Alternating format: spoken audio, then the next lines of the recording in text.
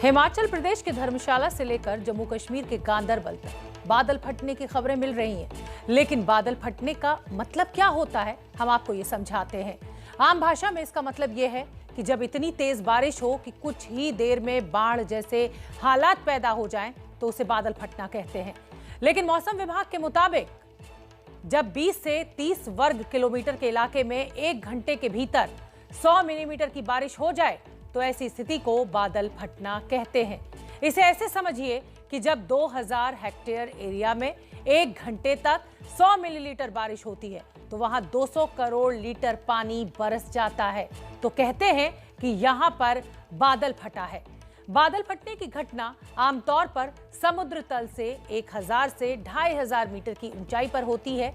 वैसे बादल को फटने से रोकने के कोई ठोस उपाय नहीं है, लेकिन पानी की सही निकासी, मकान को दुरुस्त बनावट से ज्यादा तबाही रोकी जा सकती है। इसके अलावा प्रकृति से सामंजस्य बनाकर रहने से भी नुकसान को कम जरूर किया जा सकता है। आमतौर पर उत्तराखंड में सबसे ज्यादा बादल फटने की घटनाएं देखी जाती हैं। उत्तराखंड में सबसे ज्यादा बादल फटने की घटनाओं की एक साइंटिफिक वजह भी है। अर्थ साइंस रिव्यूज की स्टडी बताती है कि 30 बड़े बादल फटने की घटनाओं में से 19 घटनाएं सिर्फ उत्तराखंड में हुई हैं। आसमान से बरसने वाली आफत सिर्फ पानी के रूप में ही नहीं, बिजली बनकर भी बरस रही है। हम आपको दिखाते हैं कि देश के किस हिस्से में कौन कौन सी आफत आई है। हिमाचल प्रदेश की अगर बात करें तो बादल वहां फटा है। जम्मू कश्मीर के गांदरबल में भी बादल फटा है। उत्तराखंड में भी कई जिलों में जबरदस्त बारिश इस समय हो रही है और इसकी वजह से कई जगह पर लैंडस्लाइड्स हुई है। राजस्थान में आसमानी बिजली गिरने से कई लोगों की मौत हो गई। उत्तर प्रदेश और मध्य प्रदेश में भी बिजली गिरने से कई लोग अपनी जान गंवा बैठे हैं। बिहार के कई जिलों में बाढ़ से तबाही मची हुई है। महाराष्ट्र की अगर बात करें तो वहां भी बारिश ने लोगों को अच्छा खासा परेशान कर दिया है। मुंबई में कई इलाकों में सड़कों पर 2 फीट तक पानी भर गया है। लेकिन राजस्थान के आमेर में जो कुछ हुआ, जो तस्वीरें वहां से सामने आई, उसे देखकर दिल दहल गया।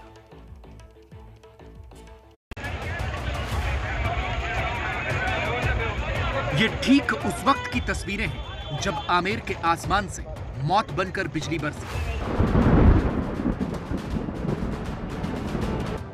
आमेर के इस किले में रविवार के दिन कई लोग वॉच टावर पर सेल्फी ले रहे थे, लेकिन अचानक यहां बिजली गिरी जिससे इन लोगों की मौत हो गई।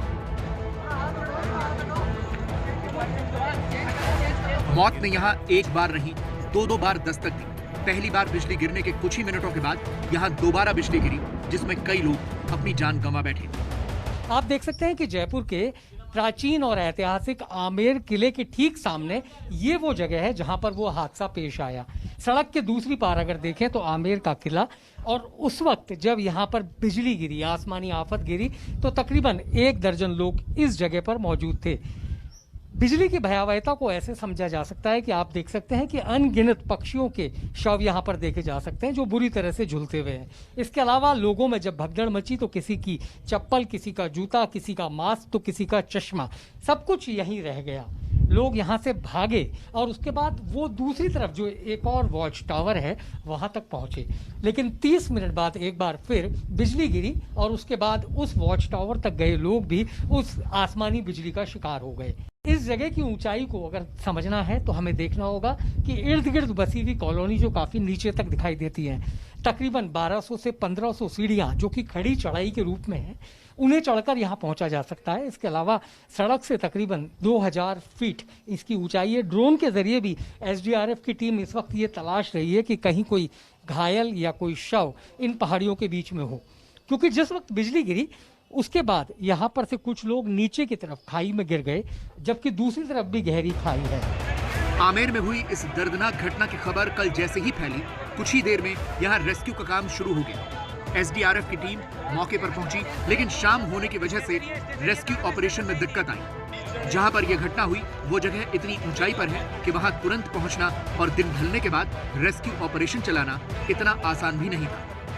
पहुंचने के रास्ते की बात है, आप देख सकते हैं कि किस प्रकार से सकड़ी सीढ़ियों के जरिए इस ऊंचाई तक पहुंचा जा सकता है। बहुत ही ऊंचाई वाली ये सीढ़ियां हैं, पुराना बना हुआ ये पूरा का पूरा निर्माण है।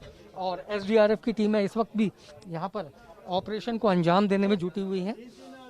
ये पता लगाने की कोशिश की जा रही है कि कोई घायल या कोई इस प्रकार की कोई चीज़ तो यहाँ नहीं है। ये तमाम लोग हैं, इनसे हम बात करते हैं। ये बताएं, आप कब से ये ऑपरेशन चलाएगा? हमारा कल शाम से 7 बजे से ऑपरेशन चल रहा है। तो ये बताएं, कितने लोगों को आपने रेस्क्यू किया? कल हमने 16 जनों को रेस्क्यू करके बाहर निकाला है और उनको हॉस्पिटलाइज किया है। राजस्थान में कल सिर्फ आमेर के किले पर ही मौत नहीं बरसी, धौलपुर जिले में भी बिजली गिरी, जिसकी वजह से जंगल में बकरी चराने गए 3 बच्चों की मौत हो गई।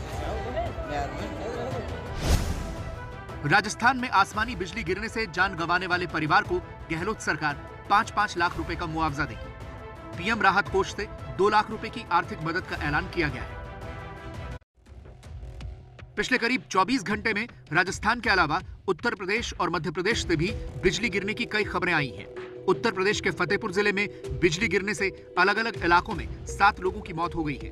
मध्य प्रदेश के शिवपुरी से भी ऐसी ही खबर आई, जहां बिजली गिरने से 2 बच्चे और 1 बच्ची की मौत हो गई। यूपी में बिजली की चपेट में आए करीब 30 लोग अपनी जान गंवा बैठे, तो एमपी में 7 लोगों की जान चली गई। बारिश ने आज मुंबई के लोगों की भी आफत बढ़ा दी। मुंबई के तमाम इलाकों में आज जोरदार बारिश हुई। और देखिए, ये हिंदमाता का इलाका जहां पर पिछले 1 घंटे से जारी लगातार बारिश के बाद पानी इतना ज्यादा बढ़ चुका है कि आगे रास्तों को आप देखेंगे कि जो आम जनजीवन में निकलते थे, अब देखिए घुटने भर पानी में चलने को मजबूर, क्योंकि बारिश हुई है तो आसपास के इलाके में पूरा पानी भरा हुआ है और जल भराव के बीच में गाड़ियां फंस रही हैं। गाड़ियों को ढकेलते हुए लोग, स्कूटियां फंस जा रही हैं, जो छोटी गाड़ियां गुजर रही हैं उनको ढकेलते, और इसके बाद बीएमसी के कर्मचारी आपको दिखाई देंगे जो यहाँ पर जो पानी निकालने के लिए संकरे जो नाले होते हैं उनको खोलते हुए, और वहाँ पर खड़े होकर बीएमसी के कर्मचारी पानी निकालने की कोशिश करते। सबसे बड़ा सवाल यह है कि दिल्ली में मॉनसून कब जोरदार तरीके से दस्तक देगा। इसे लेकर मौसम विभाग अभी भी कुछ साफ नहीं बता रहा। मौसम विभाग कह रहा है कि अभी मॉनिटरिंग की जा रही है।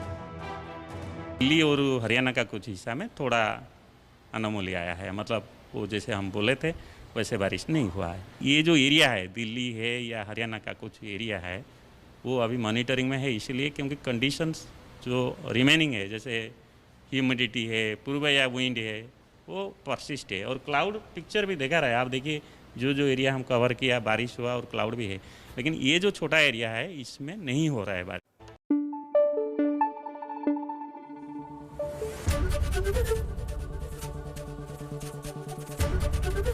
एबीपी न्यूज आपको रखे आगे।